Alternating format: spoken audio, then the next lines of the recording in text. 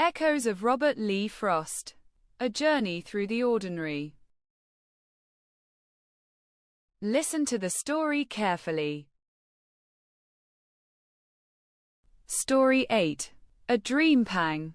Last night, sleep pulled me under like a river I couldn't resist.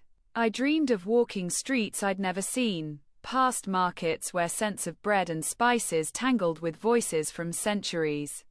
I reached for someone, but they vanished, leaving only the faint warmth of a hand I almost held. Morning came and I sat at the window, heart tight, replaying the ache of absence, small yet fierce. I brewed tea, watched clouds drift, thinking how life hands us glimpses we can't keep. A child laughed outside and for a second, the pang softened, replaced by ordinary sun on ordinary roofs. Letters stacked on the desk reminded me of missed calls and forgotten friends, yet I felt a strange sweetness, as if the dream had sewn invisible threads across time. Even the street's hum felt like a story waiting, each note a whisper of longing I might someday understand.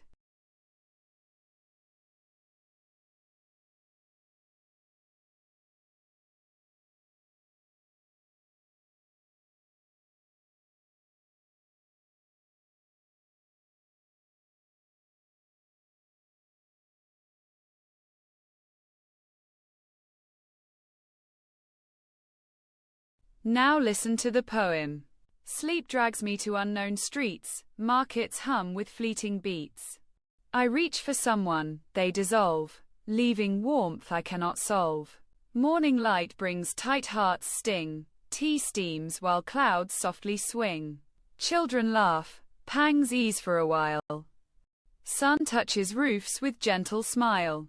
Letters pile, reminders of loss, yet threads of time gently cross. Dreams weave longing into day, invisible lines that softly stay. Every hum and whisper sings. Life carries both ache and wings.